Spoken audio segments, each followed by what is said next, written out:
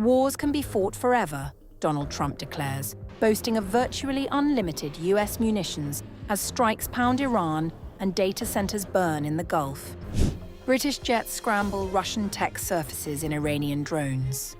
Stocked and ready to win, he says. But how long can this war machine run?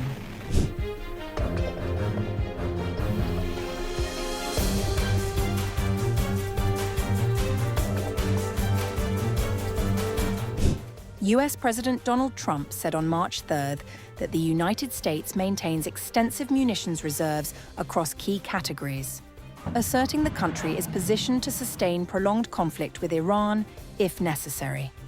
In a post on Truth Social on March 3rd, Trump wrote, "The United States munitions stockpiles have, at the medium and upper medium grade, never been higher or better. As was stated to me today, we have a virtually unlimited supply of these weapons. Wars can be fought forever and very successfully, using just these supplies, which are better than other countries' finest arms. At the highest end, we have a good supply, but are not where we want to be. Much additional high-grade weaponry is stored for us in outlying countries."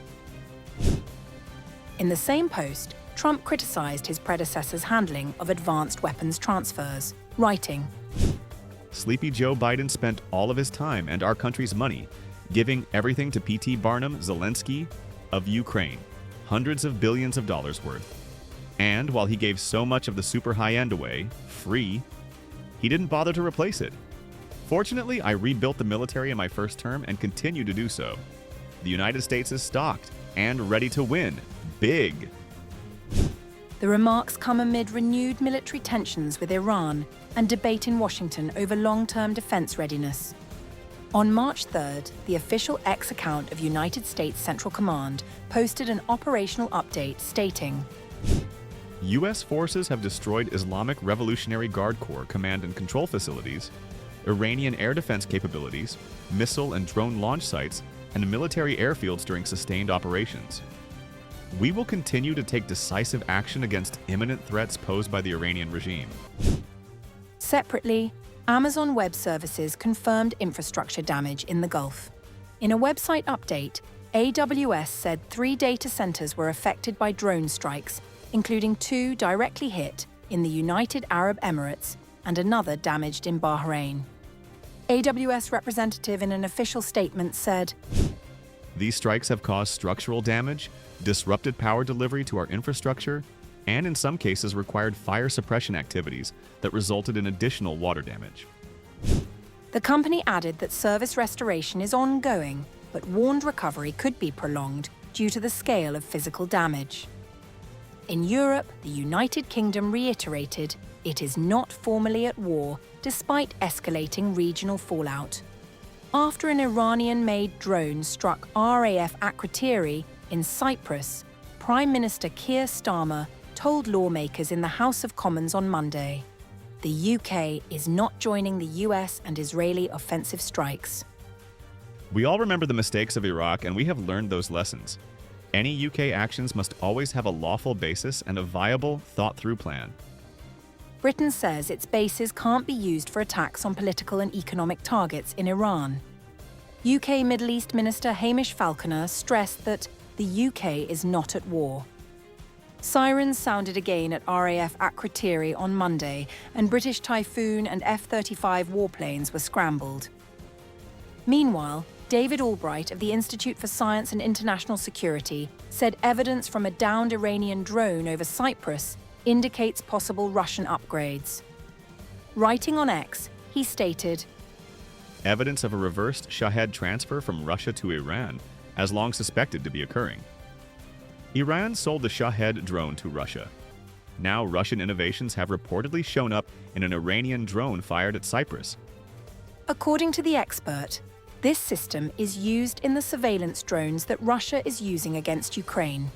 And it was precisely this system that thwarted Ukraine's efforts to disrupt the operation of these drones. A Russian anti-jamming Kometa-M unit was reportedly found in the wreckage of an Iranian Shahed 136 drone that targeted the UK's Akrotiri airbase in Cyprus. The same system is used in Russian Shahed drones fired at Ukraine, and has complicated Ukraine's effort to jam the Shaheds. The Russian-made Kometa units also serve as a way to undermine sanctions. Now those anti-jamming units are showing up in drones fired by Iran, suggesting a possible reverse flow of innovative parts and technology from Russia to Iran.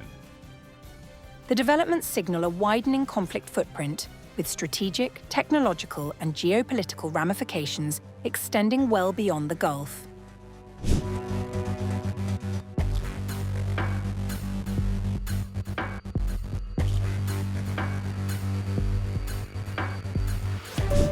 The United States Embassy in Riyadh was struck by 2 drones early March 3rd, triggering a limited fire inside the diplomatic compound, according to a statement from the Saudi Ministry of Defense. Black smoke was seen rising over Riyadh's diplomatic quarter, Reuters reported March 3rd, as Iran intensified retaliatory attacks across the Gulf following US-Israeli strikes. The Saudi Defense Ministry confirmed structural impact but described the damage as contained. There was limited fire and minor material damage to the building. However, people should avoid the location, as there had been an attack on the facility. We recommend American citizens in the kingdom to shelter in place immediately. It was limiting non-essential travel to any military installations in the region. A security alert and shelter-in-place notification were issued for Riyadh, Jeddah, and Dhahran.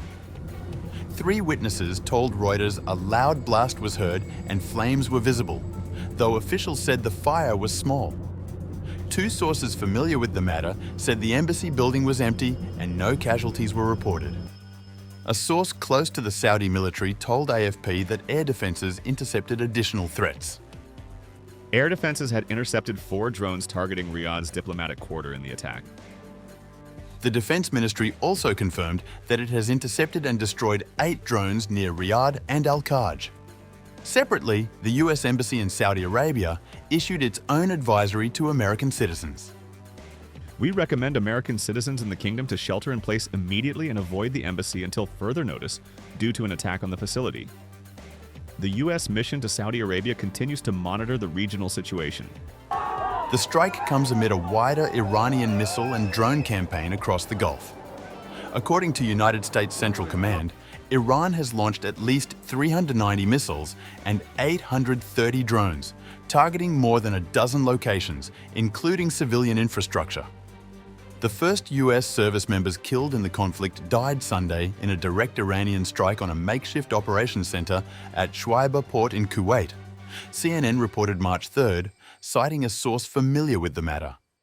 CENTCOM confirmed Monday that the death toll rose to 6 after remains of 2 previously unaccounted for personnel were recovered. In his first reaction to the attack on the US Embassy in Riyadh, Saudi Arabia, President Trump told News Nation that "You'll find out soon what his retaliation will be." He added that boots on the ground are unlikely to be necessary. We're doing a lot of damage. We're inflicting tremendous damage on them. When quizzed if he is worried about attacks on US sites or on American soil, President Trump told News Nation, No, it's a part of war. It's part of war, whether people like it or not. That's the way it is. Meanwhile, Defense Secretary Pete Hegseth said Monday the projectile penetrated air defenses. Joint Chiefs Chairman Dan Kane paid tribute during a Pentagon briefing. Our deepest and heartfelt condolences are with their families, their friends, and their units. We grieve with you and we will never forget you. CENTCOM said 18 troops have been seriously wounded since the launch of Operation Epic Fury, underscoring the escalating regional confrontation.